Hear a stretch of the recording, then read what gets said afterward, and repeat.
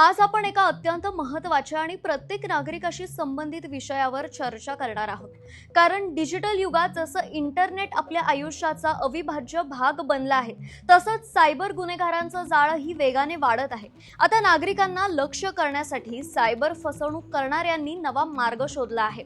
जातीनिहाय जनगणना, caste census, सरकारी सर्वेक्षण, नवीन योजना नोंदणी अशा नावाखाली बनावट लिंक, फॉर्म आणि वेबसाईट्स तयार करून लोकांची वैयक्तिक माहिती चोरली जात आहे. याच पार्श्वभूमीवर पिंपरी चिंचवड सायबर पोलिसांनी नागरिकांसाठी महत्त्वाची ॲडव्हायझरी जारी केली आहे. सध्या सोशल मीडिया, व्हॉट्सॲप, SMS आणि काही वेबसाईट्सवर कास्ट सेन्सस इंडिया, जनगणना माहिती फॉर्म अशा नावाने अनेक लिंक व्हायरल होत आहेत.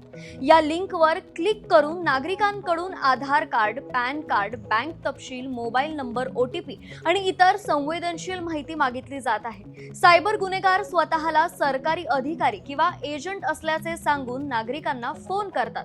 कधी व्हॉट्सॲप मेसेज पाठवतात, तर कधी बनावट वेबसाईटच्या माध्यमातून माहिती भरण्यास भाग पाडतात. फसवणुकीची पद्धत नेमकी काय आहे हे समजून घेणं खूप गरजेचं आहे.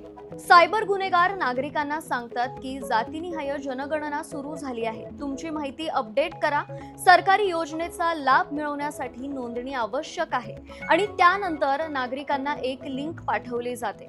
त्या लिंकवर क्लिक केल्यानंतर एक फॉर्म उघडतो, ज्यात आधार क्रमांक, बँक खाते, UPI माहिती, मोबाईल नंबर, OTP अशा गोष्टी भरायला सांगितल्या जातात. एकदा ही माहिती गुन्हेगारांच्या हाती गेली की तुमच्या बँक खात्यातून पैसे काढले जाऊ शकतात. UPI फ्रॉड होऊ शकतो, तसंच तुमच्या ओळखीचाही गैरवापर केला जाऊ शकतो. पिंपरी चिंचवड सायबर पोलिसांनी स्पष्ट केलं आहे की अधिकृत सरकारी जनगणना प्रक्रिया कधीही फोन, व्हॉट्सॲप किंवा SMS द्वारे OTP किंवा बँक तपशील मागत नाही. म्हणजेच जर कुणी स्वतःला सरकारी अधिकारी सांगून OTP मागत असेल, तर तो निश्चितच फसवणुकीचा प्रयत्न असू शकतो. सरकारी वेबसाईट ओळखण्याचं एक महत्त्वाचं लक्षण म्हणजे तिचा डोमेन. अधिकृत सरकारी वेबसाईट्स बहुतेक वेळा gov.in या डोमेनवर असतात, तर .com, .org, Google फॉर्म किंवा इतर अनधिकृत लिंकवर माहिती भरताना अत्यंत सावध राहण्याचं आवाहन करण्यात आलं आहे.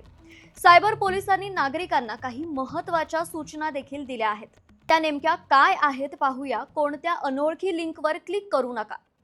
OTP, पिन, पासवर्ड कोणालाही सांगू नका. फक्त अधिकृत सरकारी वेबसाईटवरच माहिती द्या. संशयास्पद कॉल किंवा मेसेज त्वरित ब्लॉक करा आणि सर्वात महत्त्वाचं म्हणजे कोणतीही माहिती शेअर करण्यापूर्वी तिची खातरजमा करा.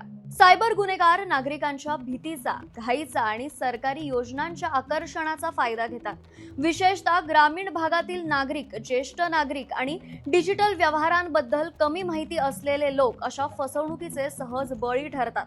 काही वेळा तुमचं खाते बंद होईल, योजनेचा लाभ मिळणार नाही, तुमची नोंदणी अपूर्ण आहे असे मेसेज पाठवून मानसिक दबाव निर्माण केला जातो.